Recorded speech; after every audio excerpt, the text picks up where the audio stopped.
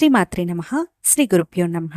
భగవంతుడు అన్ని జీవులలో ఉన్నాడని మనం భావించినా కూడా ఏ సమయంలో ఎవరి మాట వినాలి, ఎప్పుడు ఎలా ఆలోచించాలి అనే అంశాన్ని ఈ చిన్న కథ ద్వారా తెలుసుకునేటువంటి ప్రయత్నం చేద్దాం. ఒక ఋషికి అనేక మంది శిష్యులు ఉండేవారు. ఆయన శిష్యులకు తన జ్ఞానసారాన్ని భగవంతుడు ఇక్కడ ఉన్నాడని, అక్కడ లేడని లేదు, అంతటా ఉంటాడు, అందరిలోనూ ఉంటాడు, అన్నింటిలోనూ ఉంటాడు, అందువల్ల మీరు సర్వాన్ని భగవన్మయంగా ఎంచి మొక్కాలి అని బోధించేవాడు. ఒకనాడు ఋషి శిష్యుడు ఒకడు పని మీద నగరంలోని సంతకు వెళ్ళాడు. అక్కడ ఏనుగు ఒకదానికి మదమెక్కి అదుపు తప్పి పరిగెత్తటం మొదలుపెట్టింది. అది ఎటు పడితే అటు పరుగులు తీస్తూ ఉంటే దానిపైన ఉన్న మావటివాడు తప్పుకోండి తప్పుకోండి, ఏనుక్కి మదమెక్కింది, తప్పుకోండి, పరుగు తీయండి అంటూ నిస్సహాయంగా అరుస్తున్నాడు.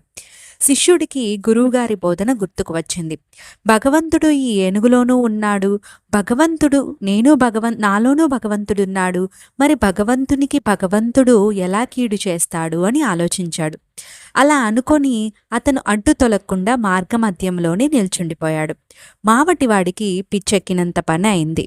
అయ్యో, పక్కకు వెళ్ళండి స్వామి, ఏనుగుకి బాగలేదు, మీకు ప్రమాదం అని మొత్తుకుంటూనే ఉన్నాడు మావటివాడు.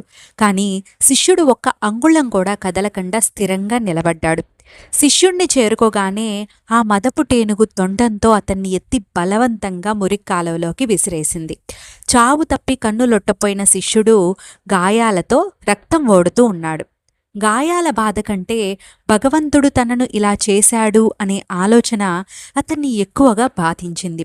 కబురు అందుకొని గురువుగారు, తోటివారు వచ్చి అతనికి సహాయం చేసి ఆశ్రమానికి తీసుకువెళ్తూ ఉండగా మార్గమధ్యంలో అతను ఋషితో ఇలా అంటాడనమాట.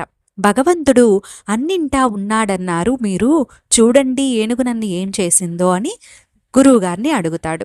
అప్పుడు ఋషి ఇలా చెప్తారన్నమాట. భగవంతుడు అన్నిటా ఉన్నాడనడంలో సందేహం లేదు నాయనా, ఏనుగులో ఖచ్చితంగా భగవంతుడు ఉన్నాడు. అయితే మావటివాడిలోనూ భగవంతుడు ఉన్నాడు కదా, ఆ భగవంతుడు అడ్డు తొలుగు అని నీకు చెబుతూనే ఉన్నాడు కదా, ఆయన మాట నువ్వు ఎందుకు వినలేదు అని అడుగుతాడు ఋషి. అప్పుడు శిష్యునికి జ్ఞానోదయం అవుతుందన్నమాట.